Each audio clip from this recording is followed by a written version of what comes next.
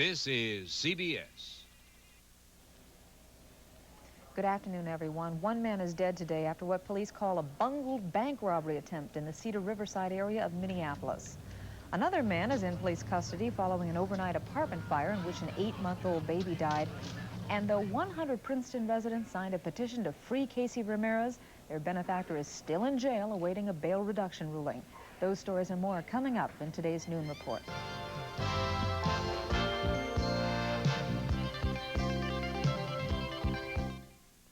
There's a soft, cuddly new arrival at the Carlsons. It's me, new Snuggle Fabric Softener. Snuggly softness that's really less expensive. I get blankets and towels cuddly. And look, even the longest socks don't cling. And everything's so soft, smells so fresh. Find out how soft Snuggly Soft can be with me. New Snuggle Fabric Softener. Snuggly softness that's really less expensive. Like you, we're proud of the dedication and commitment of America's world-class athletes. But for one in particular, we at Dole have a special feeling. We've worked with Joan Benoit on health and fitness programs for some time now. And we've come to admire her special dedication. Perhaps that's why her achievements make us so proud, because we feel we're part of them too. We're proud of Joan and the millions like her for whom health and fitness are the ultimate victory. They call these brave women the Leaping Ladies. Friday on PM Magazine, meet the first all-women skydiving team. Hop aboard a freighter for a no-frills cruise to Central America. Get a look at the new comedy film, Bachelor Party. Then, Bill Carlson meets legendary funny man Red Skelton. And Peggy the cab driver discovers Loring Park's Performers Festival on PM Magazine. Friday at 6:30 on Channel 4.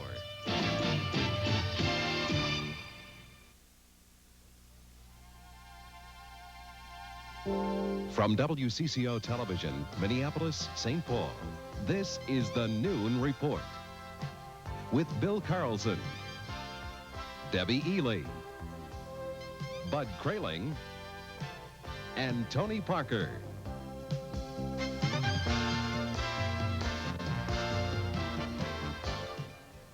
Good afternoon, everyone, and thank you for joining us. A Hennepin County Sheriff's deputy foiled a bank robbery attempt today by being in the right place at the right time.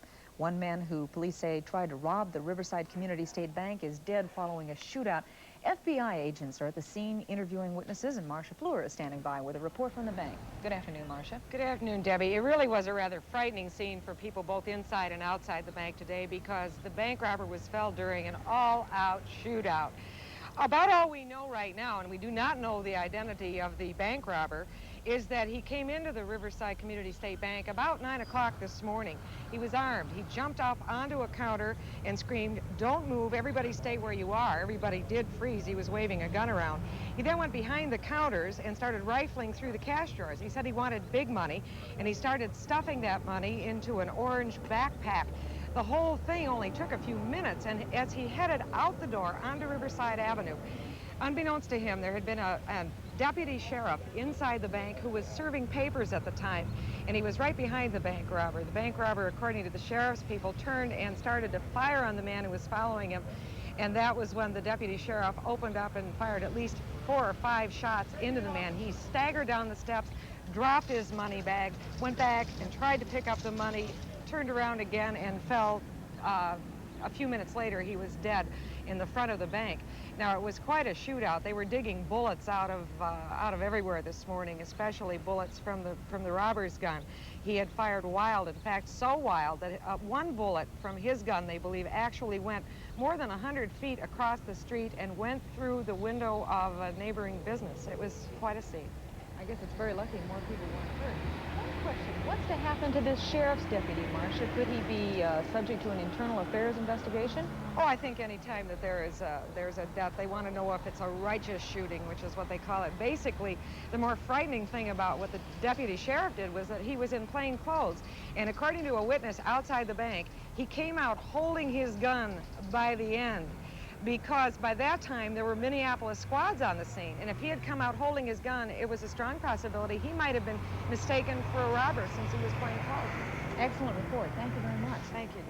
St. Paul police have arrested a man who allegedly set fire to an apartment, killing an 8-month-old baby. The blaze broke out shortly before 11 last night. The 28-year-old man, who has not yet been charged, remains hospitalized in fair condition from injuries he suffered in the fire. Although firefighters carried tiny Chinese Merriman from the smoky building, she was pronounced dead at St. Paul Ramsey Medical Center. Another child, 3-year-old Benjamin Merriman, was treated for injuries and then released. 2 other children, ages 4 and 5, were also in the apartment but escaped injury. The fire was so quickly brought under control that damages are estimated at $30,000. Fire officials are still investigating the blaze.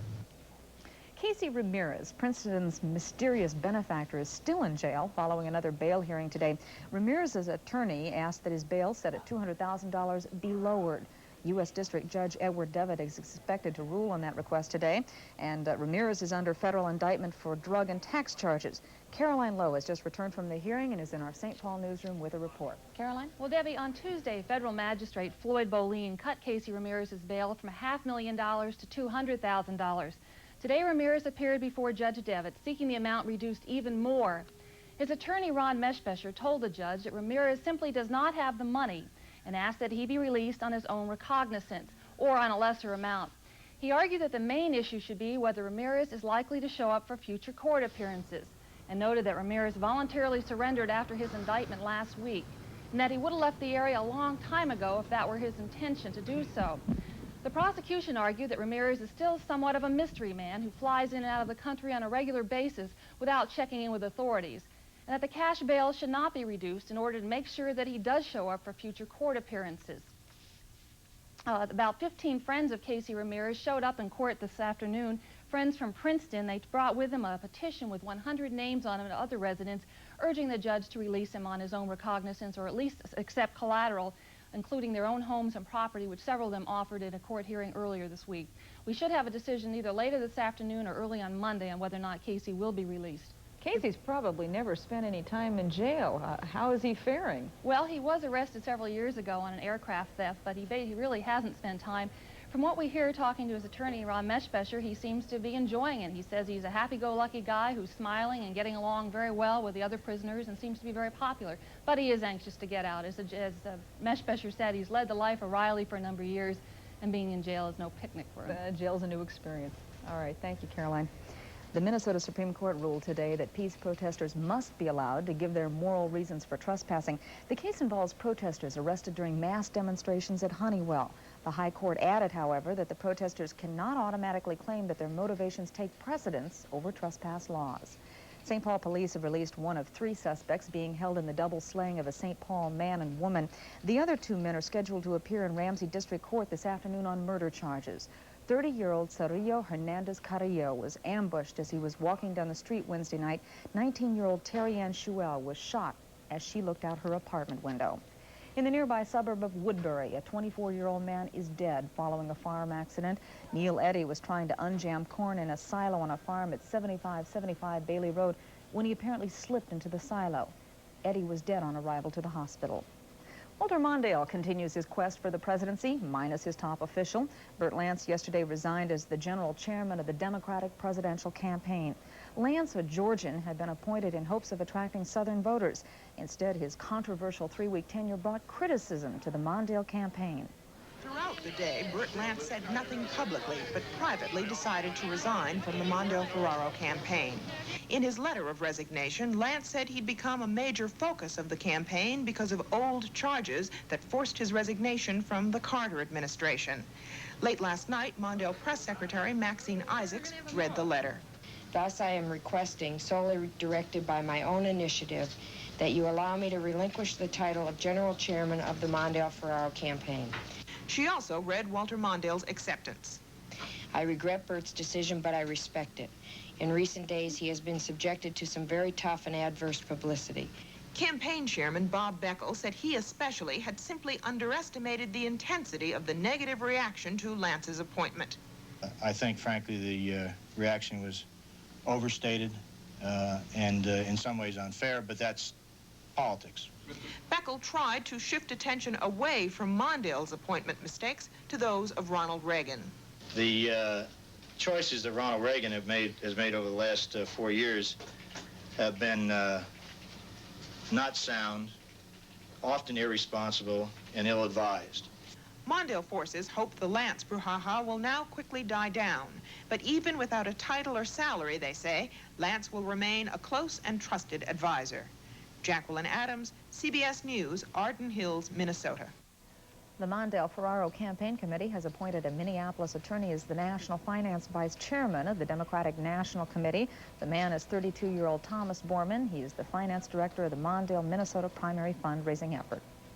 A hostage-taking situation is over in El Salvador. We'll have the details next.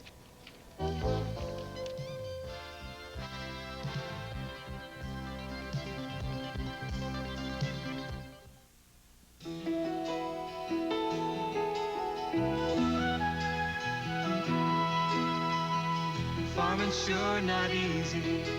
It's a gamble every year. Some folks take their chances, but we plant pioneer. Most days you're up before the sun, and one thing's true and clear. It takes lots of work to make it work, and help from pioneers. One thing that'll never change on farms from there to here.